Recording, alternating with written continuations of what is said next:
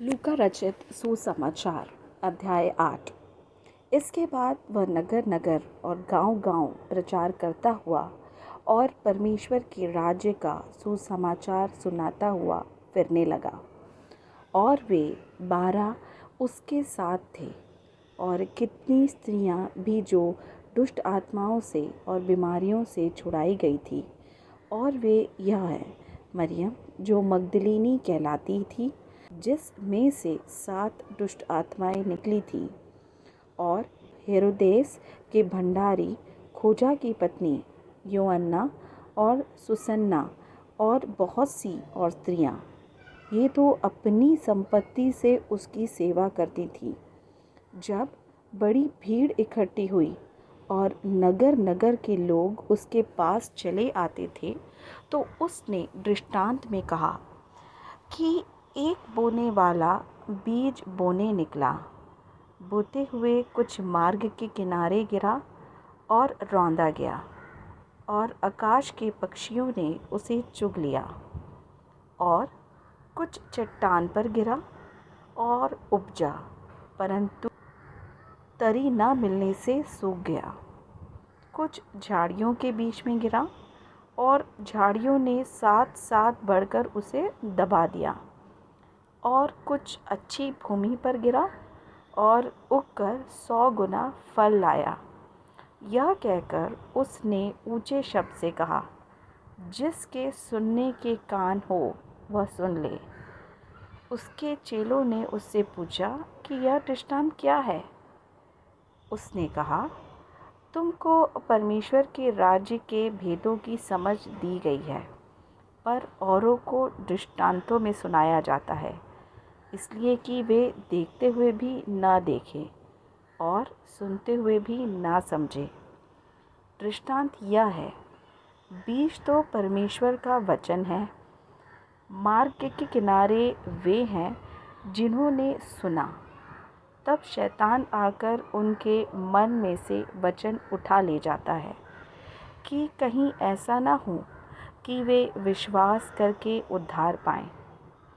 चट्टान पर के वे हैं कि जब सुनते हैं तो आनंद से वचन को ग्रहण तो करते हैं, परंतु जड़ ना पकड़ने से वे थोड़ी देर तक विश्वास रखते हैं और परीक्षा के समय बहक जाते हैं।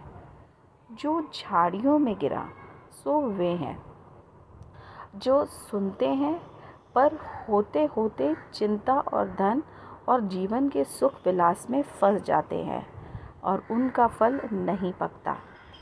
पर अच्छी भूमि में के वे हैं जो वचन सुनकर भले और उत्तम मन के संभाले रहते हैं और धीरज से फल लाते हैं। कोई दिया बार के बर्तन से नहीं छिपाता और ना खाट के नीचे रखता है, परंतु दीवट पर रखता है, कि भीतर आने वाले प्रकाश पाएं। कुछ छिपा नहीं जो प्रकट ना हो, और ना कुछ गुप्त है जो जाना ना जाए और प्रकट ना हो।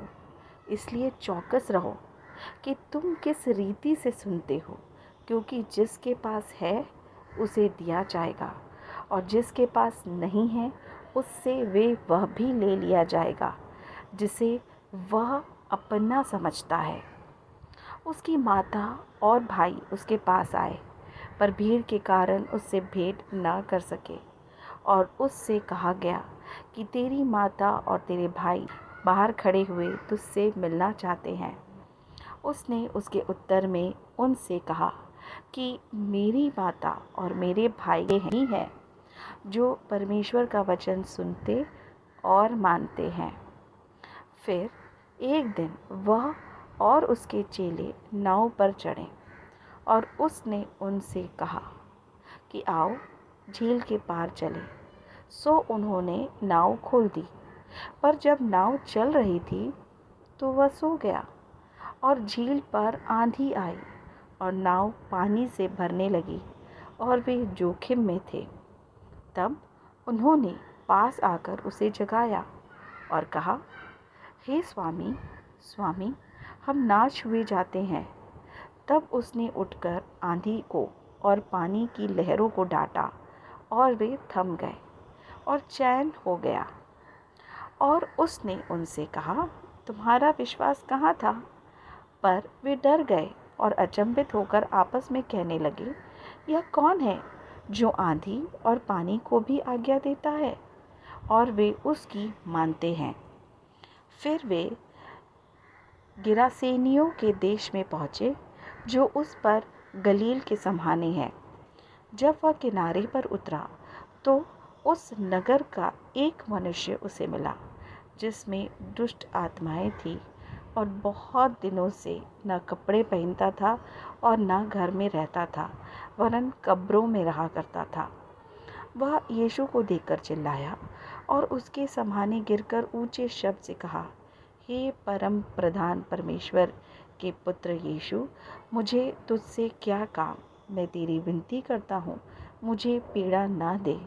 क्योंकि वह उस अशुद्ध आत्मा को उस मनुष्य में से निकलने की आज्ञा दे रहा था, इसलिए कि वह उस पर बार बार प्रबल होती थी। और यद्यपि लोग उसे संकालों और बेड़ियों से बांधते थे, तो भी वह बंधनों को तोड़ डालता था और दुष्ट आत्मा उसे जंगल में भगाए फिरती थी। यीशु ने उससे पूछा, तेरा क्या नाम है? उसने कहा, सीना, क्योंकि बहुत दुष्ट आत्माएं उसमें बैठ गई थी। और उन्होंने उससे विनती की कि हमें अतः गड्ढे में जाने की आज्ञा न दे। वहाँ पहाड़ पर सूअरों का एक बड़ा झुंड चर रहा था, सो उन्होंने उससे विनती की कि हमें उनमें बैठने दे, सो उसने उन्हें जाने दिया। तब दुष्ट आत्माएं उस मनुष्य से निकलकर सूअरों में गई और वह झुंड कड़ाड़े पर से छपटकर झील में जा गिरा और डूब मरा। चरवाहे यह जो हुआ था देखकर भागे और नगर में और गांवों में जाकर उसका समाचार कहा। और लोग यह जो हुआ था उसके देखने को निकले और यीशु के पास आकर जिस मनुष्य से दुष्ट आत्माएं निकली थी, उसे यीशु के पाँव के पास कपड़े पहने और सचेत बैठे हुए पाकर डर गए। और देखने वालों ने उनको बताया कि वह दुष्ट आत्मा का सताया हुआ मनुष्य किस प्रकार अच्छा हुआ। तब गिरासेनियों के आसपास के सब लोगों ने यीशु से विनती की कि हमारे यहाँ से चला जा, क्योंकि उन पर बड़ा भय छा गया था। सो वह नाव पर चढ़कर लौट गया।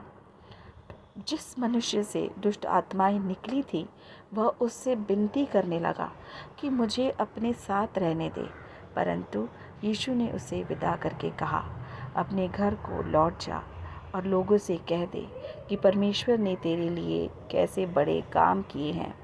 वह जाकर सारे नगर में प्रचार करने लगा कि यीशु ने मेरे लिए कैसे बड़े काम किए।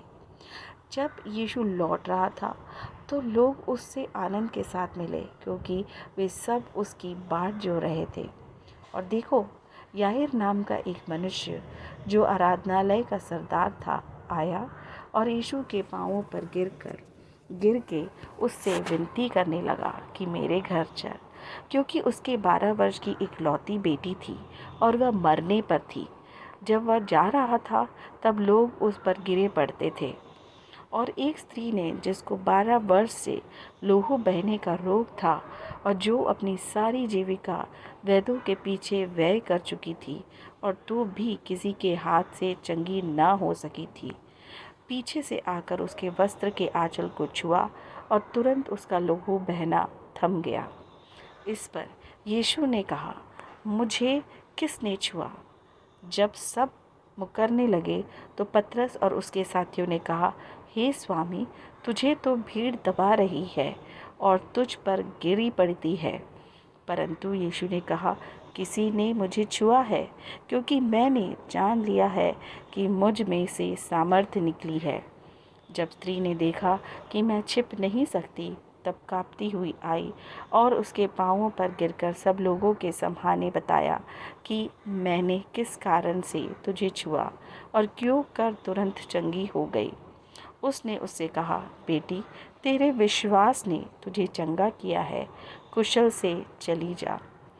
वह यह कह ही रहा था कि किसी ने आराधनालय के सरदार के यहाँ से आकर कहा, तेरी बेटी मर गई, गुरु को दुख ना दे। यीशु ने सुनकर उसे उत्तर दिया, मत डर, केवल विश्वास रख तो वह बच जाएगी। घर में आकर उसने पतरस और यूहन्ना और याकूब और लड़की के माता पिता को छोड़ और किसी को अपने साथ भीतर आने न दिया, और सब उसके लिए रो पीट रहे थे। परंतु उसने कहा, रो मत, वह मरी नहीं परंतु सो रही है। वे यह जानकर कि मर गई है उसकी हंसी करने लगे। परंतु उसने उसका हाथ पकड़ा और पुकार कर कहा, हे लड़की, उठ। तब उसके प्राण फिर आए और वह तुरंत उठी। फिर उसने आज्ञा दी कि उसे कुछ खाने को दिया जाए। उसके माता पिता चकित हुए, परंतु उसने उन्हें चिताया कि यह जो हुआ है किसी से न कहना।